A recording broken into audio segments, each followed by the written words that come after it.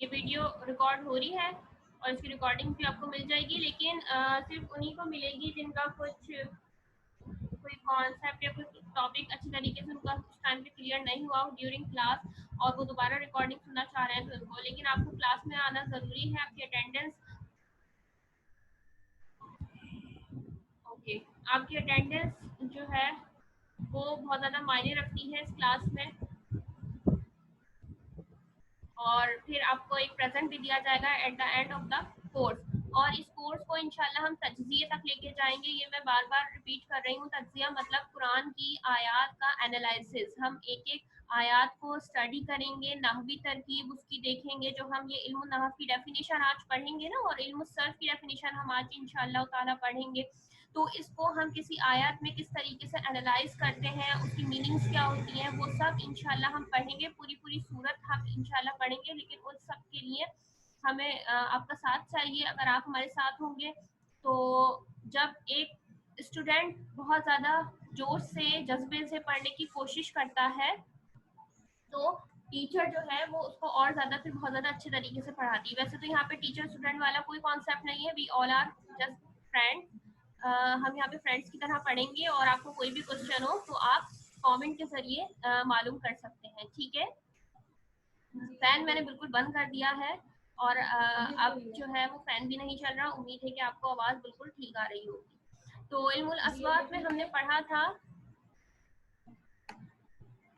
पहली सतह कि हम इसमें देखते हैं कि हुर्फ तहज्जी का मुताल्ला। हुर्फ तहज्जी इंग्लिश में हम इसको अल्फ़ाबेट्स कहते हैं, और अरबिक में हम इसको कहते हैं हुर्फुल हिज्जा, और उर्दू में हम कहते हैं हुर्फ तहज्जी। तो हुर्फ तहज्जी का मुताल्ला यानी कि लेटर्स को स्टडी करना, अल्फ़ाबेट्स को स्टडी करना, अल्फ़ाबेट्स को स्टडी करना।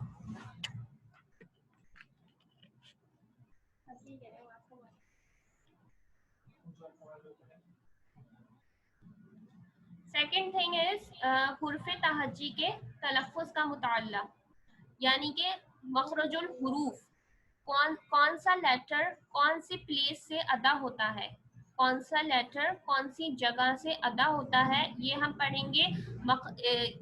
इस चीज़ को हम कहते हैं मखरजुल हुरूफ या हुर्फ तहज्जी के तलफ़ुज़ का मुताल्ला। फिर जो थर्ड चीज़ है वो है हुरूफ की खुसूसियात का मुताल्ला। हुरूफ की खुसूसियात का मुताल्ला यानी कि सिफ़ातुल हुरूफ।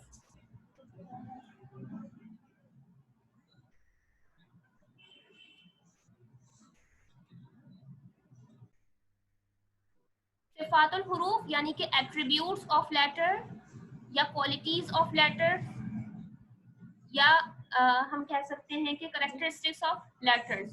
ये तमाम की तमाम चीज़ें हुर्फ तहज्जी का मुताल्ला और मखरजुल हुरूफ और सिफ़ातुल हुरूफ ये होते हैं किस चीज़ के अंदर, तजवीद के टॉपिक के अंदर। तजवीद का एक इंडिविजुअल सब्जेक्ट है, उसके अंदर हम ये तमाम चीज़ें डिस्कस करते हैं। तो उसका मैं थोड़ा सा ओवरव्यू यहाँ पे मैंने दिया है, कल भी किया था, लेकिन क्योंकि आज कुछ लोग न्यू हैं तो इसलिए मैं इसको रिपीट कर रही हूँ। फिर हुर्फुल हिज्जा अरबी में कितने होते हैं और उनका उर्दू की हुर्फ तहज्जी से क्या डिफरेंस है, ये हमने कल देखा था। तो इसमें मैंने 2 पॉइंट्स आपको बताए थे, और वो 2 पॉइंट्स ये थे कि अरबी के अंदर हुरूफुल हिज्जा की तादाद या तो 29 है या 28। एक छोटा सा इख्तिलाफ है इसके अंदर, कुछ लोग कहते हैं कि इसकी क्वांटिटी जो है वो 29 है, और कुछ कहते हैं कि 28 है। ठीक, तो अब वो 28 और 29 क्यों है?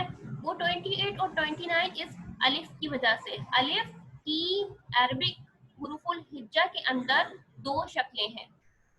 अलिफ की अरबी के हुरूफुल हिज्जा के अंदर 2 शक्लें हैं। एक है अलिफ विद एनी हरकत, और एक है अलिफ विदाउट एनी हरकत। तो जब अलिफ के ऊपर कोई हरकत लग जाएगी, हरकत मतलब जेर, जबर, पेश या जज़म, इनमें से कोई चीज लग जाएगी तो फिर वो अलिफ नहीं रहेगा बल्कि हमजा बन जाएगा।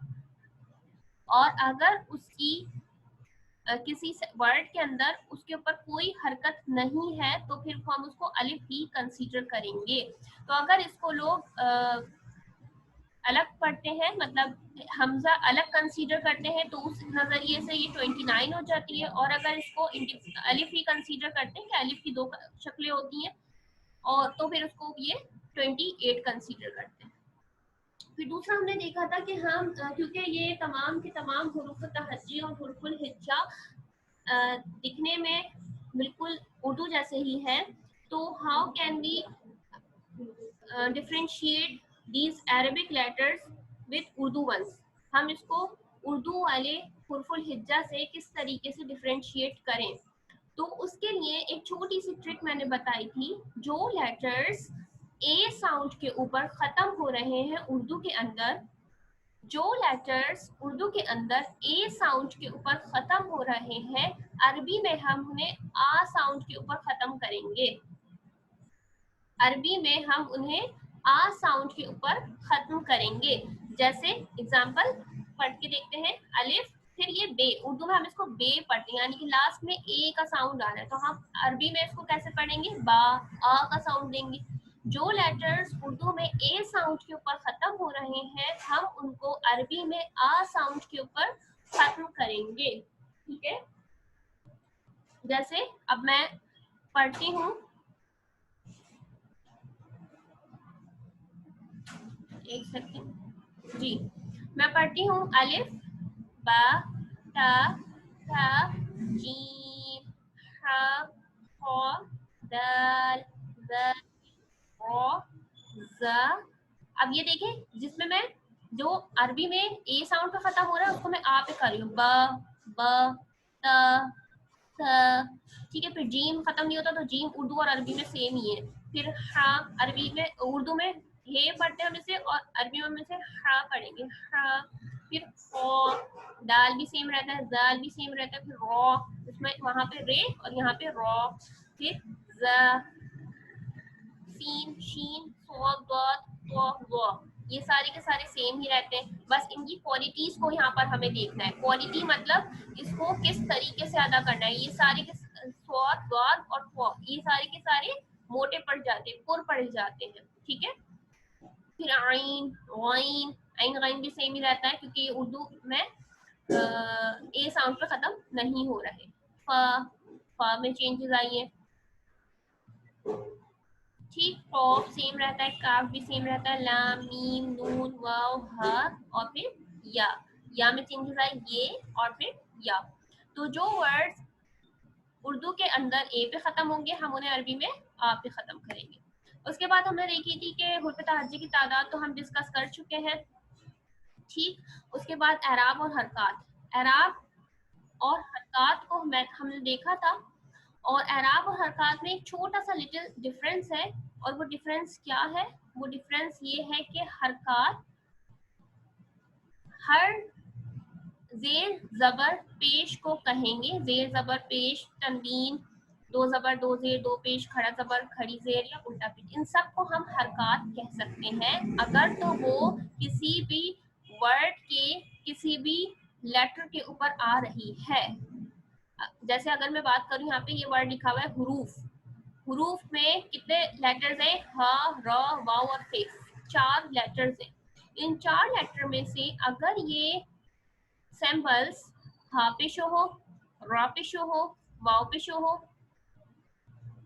किसी पे भी लास्ट को छोड़ के इनमें से किसी के ऊपर भी शो होंगे, तो ये क्या कहलाएंगे? हरकात कहलाएंगे। क्या कहलाएंगी? हरकात कहलाएंगी। लेकिन अगर ये आ रही है लास्ट लेटर के ऊपर, तो अब ये हरकत नहीं होगी, बल्कि ये क्या होगा? एराब होगा।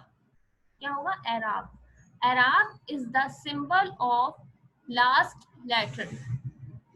लास्ट लेटर का जो भी सिंबल होगा वो एराब कहलाएगा।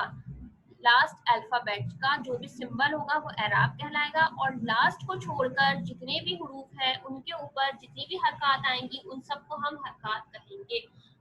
तो ये तमाम हुरूफ सिंबल्स जो है इनको हम हरकत भी कहते हैं और एराब भी कहते हैं। लेकिन एराब कहने की कुछ कंडीशंस हैं, और वो कंडीशन क्या है कि जब जब वो लास्ट हुरूफ पे आएगा तो ही वो एराब के नाम से जाना जाएगा, अदरवाइज वो हरकत या एक है तो हरकत और एक से ज्यादा है तो हरकत के नाम से जाना जाएगा।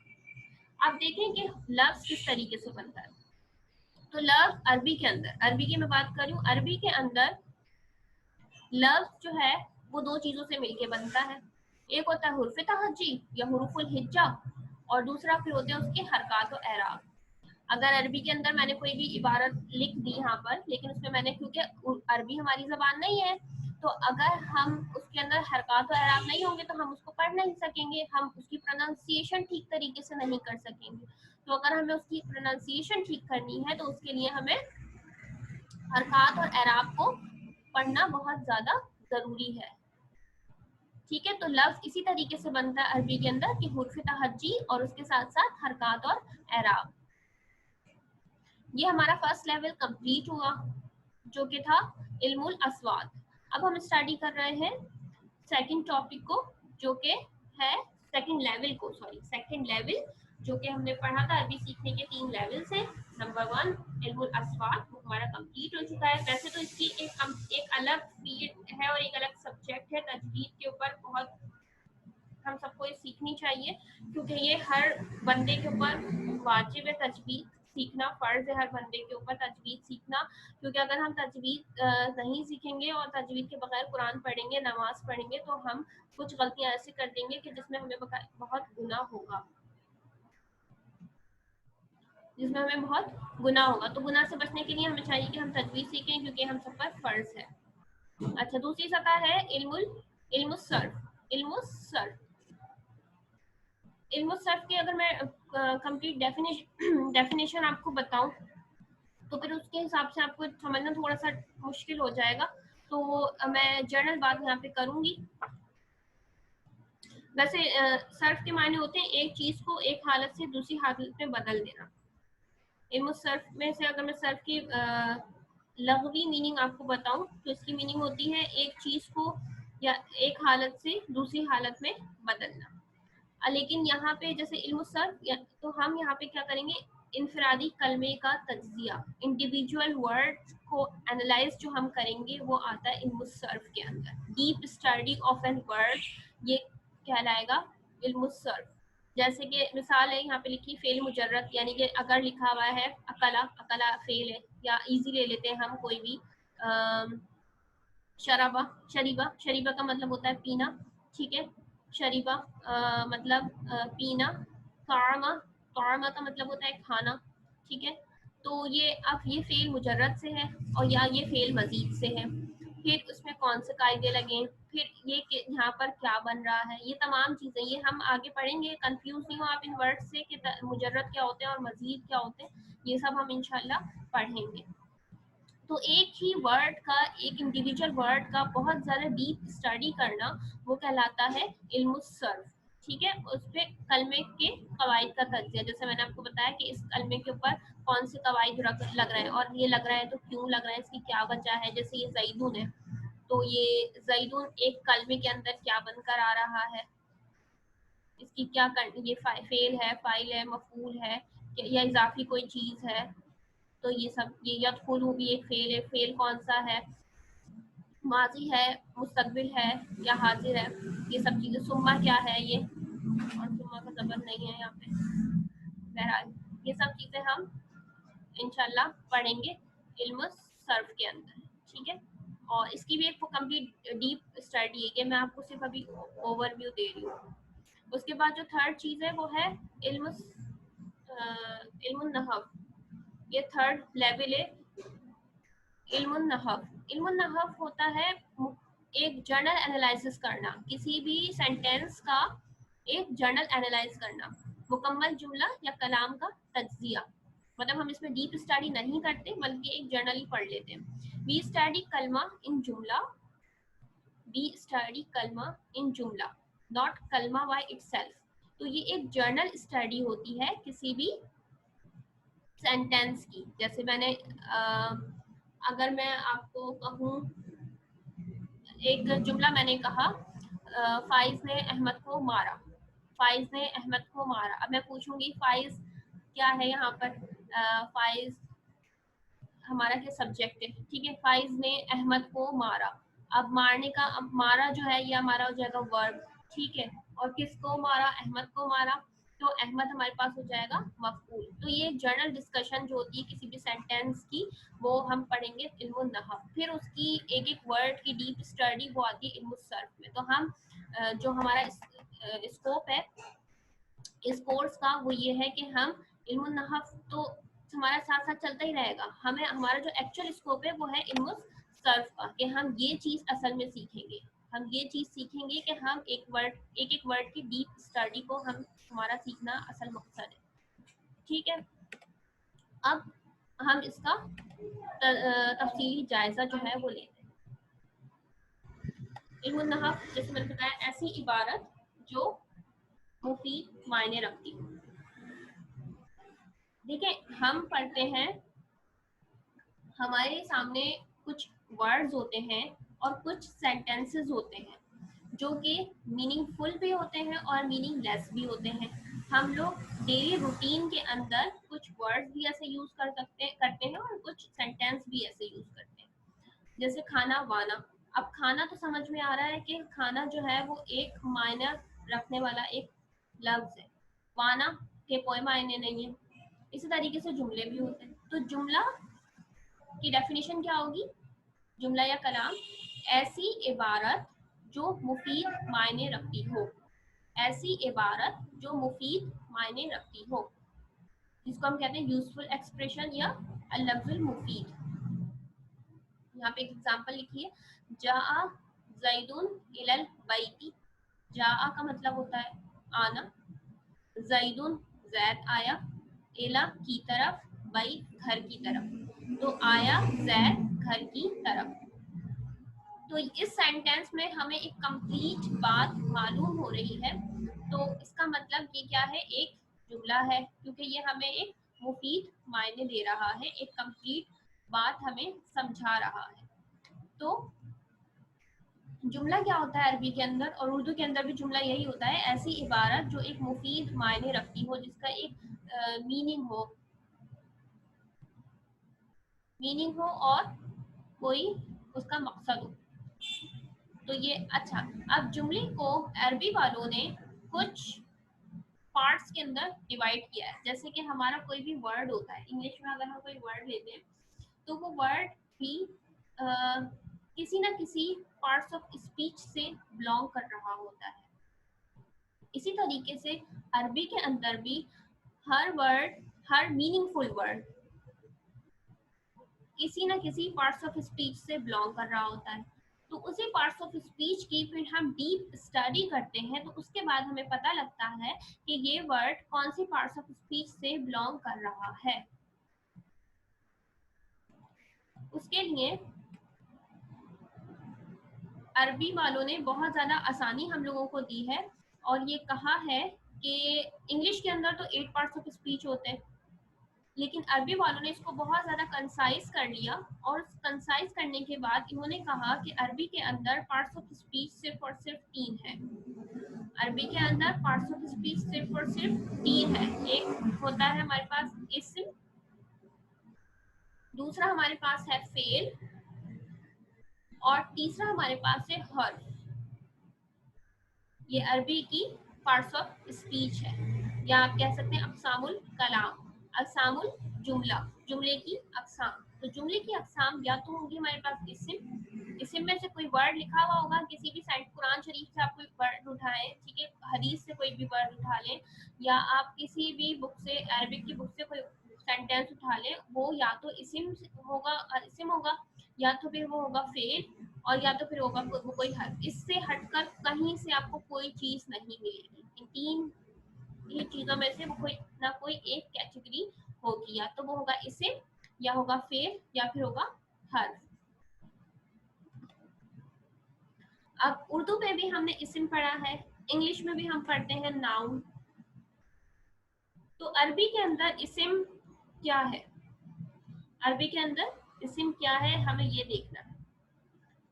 जैसे मैंने आपको कहा कि इंग्लिश के अंदर 8 पार्ट्स ऑफ स्पीच हैं, जिसको अरबी वालों ने बहुत ज़्यादा कंसाइज करके सिर्फ और सिर्फ 3 पार्ट्स ऑफ स्पीच में डाल दिया। और वो 3 पार्ट्स ऑफ स्पीच क्या है? इस्म, फेल और हर्फ। अब इस्म के अंदर कौन कौन सी चीजें आ जाएंगी? Noun, pronoun, adjectives, adverb of place and time. Noun के अंदर हम ये सब चीजें स्टडी करेंगे। Noun, pronoun, adjectives, adverb of place and time. ठीक है, हमारा टाइम जो है वो खत्म होने वाला है कुछ टाइम के बाद, लेकिन मैंने इसको थोड़ा सा एक्सटेंड कर दिया क्योंकि आज हमने थोड़ा सा प्रीवियस पढ़ा था। एक सेकंड जी। तो noun, pronoun, adjectives, adverb of place and time, ये सारी की सारी पार्ट्स ऑफ स्पीच किसके अंदर आ जाते हैं? इस्म के अंदर आ जाते हैं। और फेल क्योंकि हमें नेम ही एक्सप्लेन कर रहा है कि ये क्या है? वर्ब है। अब वर्ब पास्ट, प्रेजेंट और फ्यूचर, इन तीनों में से कोई सा भी हो सकता है। कोई सी किसी की भी चीज की बात होगी, इसका मतलब वो क्या है? फेल। यानी कि वो वर्ब जो है वो पास्ट का भी हो सकता है, प्रेजेंट का भी हो सकता है और फ्यूचर, तीनों में से कोई सा भी एक हो सकता है। हर्फ के अंदर क्या क्या चीजें आ जाती हैं? Prepositions, conjunctions, conditional articles and some interrogative. इसको भी हम डीप स्टडी करेंगे, आप लोग बिल्कुल भी परेशान नहीं हो। एक एक चीज को हम बहुत ज्यादा डीप स्टडी करेंगे। ये सिर्फ अभी ओवरव्यू है। हम इसिम क्या होता है, इसिम का ही हमारी बहुत सारी क्लासेस जाएंगी। इसिम से इसिम के ऊपर, फिर फेल के ऊपर हमारी बहुत सारी क्लासेस हैं। जी ठीक है हुरबाजी, कोई बात नहीं जी, ठीक है। और फिर हम फेल के ऊपर अच्छी डीप स्टडी करेंगे। उसके बाद हम हर्फ जो है वो हमारा साथ साथ चलता रहेगा, दोनों के साथ साथ साथ हमारा हर्फ जो है वो चलता रहेगा। वही आपकी ठीक है।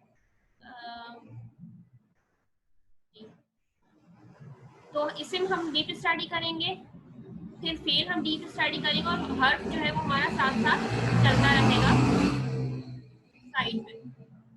ये इजी है हर्फ, और जब आप ये दो चीजें पढ़ेंगे ना तो आपको ये खुद ब खुद ही आ जाएगा। वैसे इसका थोड़ा बहुत हम इसमें पढ़ेंगे हर्फ के मुताबिक। ठीक हो गया। अच्छा जी, अब हम करते हैं इसिम क्या होता है। जैसे मैंने आपको भी बताया, इसिम के अंदर नाउन्स भी आ जाते हैं, प्रोनाउंस भी आ जाते हैं और adjective, adverb of time and place.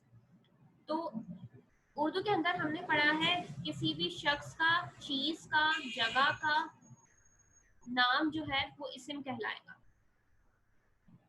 शख्स, चीज, जगह या किसी भी जानवर का नाम इसिम कहलाएगा।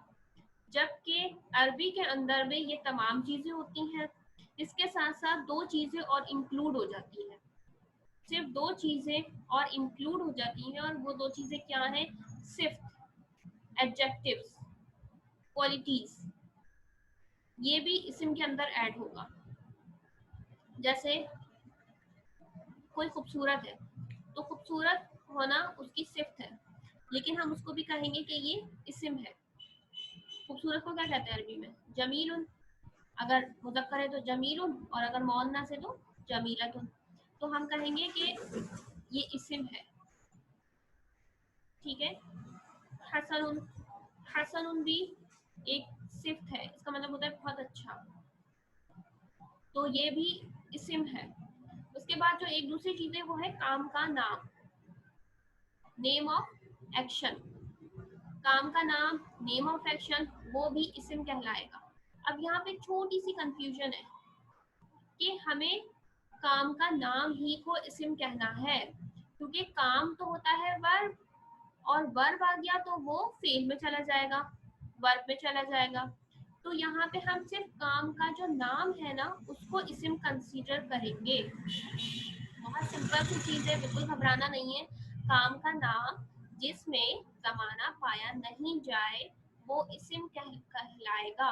जैसे मैं कहूँ खाना, अब खाना में कोई भी जमाना नहीं आ रहा। अगर मैं कहूँ खाया, खाया में वो पूछेगा कब खाया, या खाया में पता लग रहा है कि ये पास्ट की बात हो रही है। ये या मैं बोल रही हूँ खा रही हूँ, तो इसमें भी पता लग रहा है कि प्रेजेंट की बात हो रही है। या मैं कह रही हूँ खाऊंगी, तो इसमें भी पता लग रहा है कि किसी न किसी जमाने की बात हो रही है।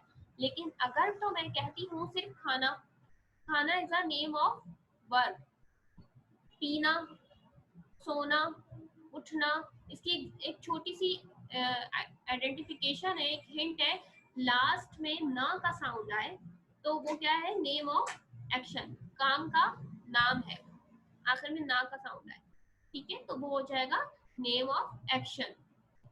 तो ये 6 चीजें हैं जो कि आती हैं इस्म के अंदर, अरबी के अंदर। बाकी इस्म ऑलमोस्ट ऑलमोस्ट इंग्लिश और उर्दू जैसा ही है।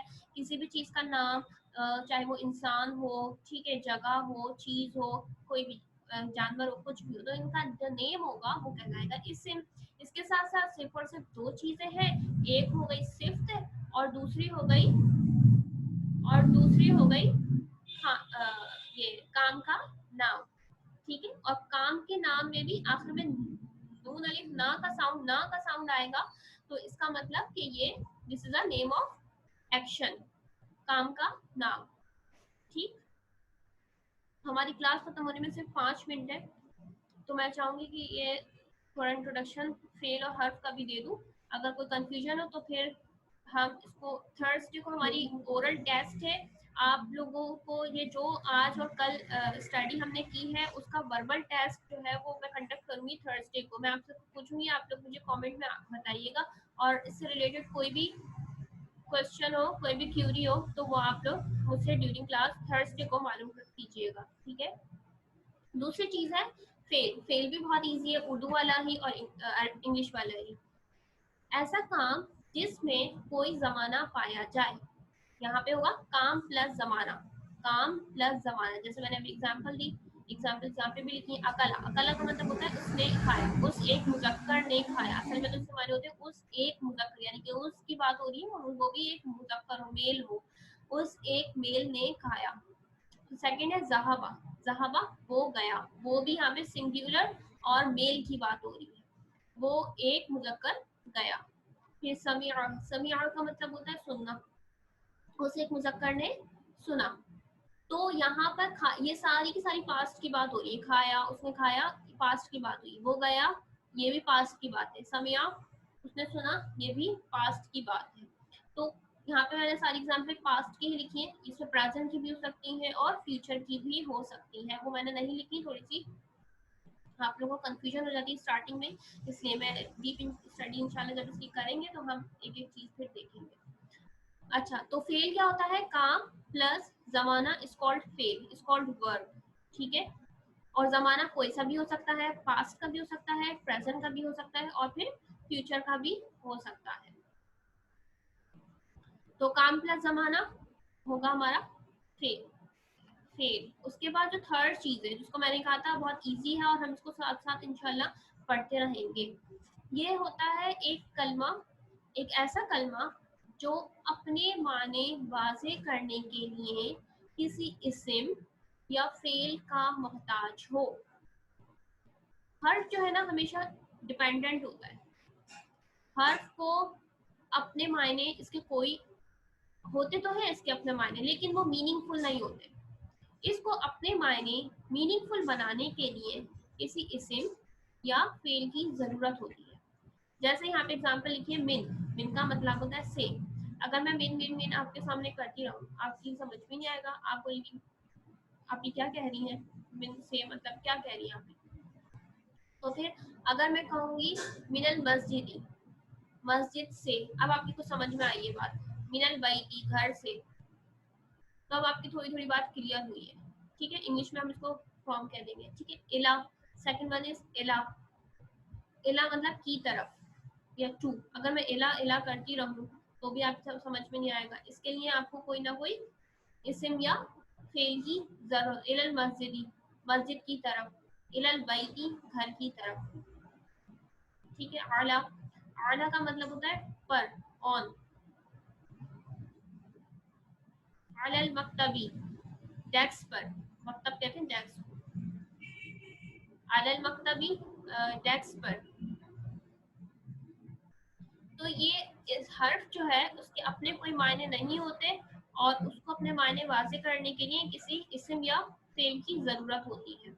इसकी इंशाल्लाह हम अब डीप स्टडी, थर्सडे को तो हमारा टेस्ट है, और उसके बाद इंशाल्लाह नेक्स्ट मंडे से हम इसकी डीप स्टडी स्टार्ट करेंगे, और हमारा टाइम किसी भी वक्त ख़त्म होने वाला है। आप लोगों को कोई क्वेश्चन है तो आप लोग मालूम कर सकते हैं चैट बॉक्स के ज़रिए।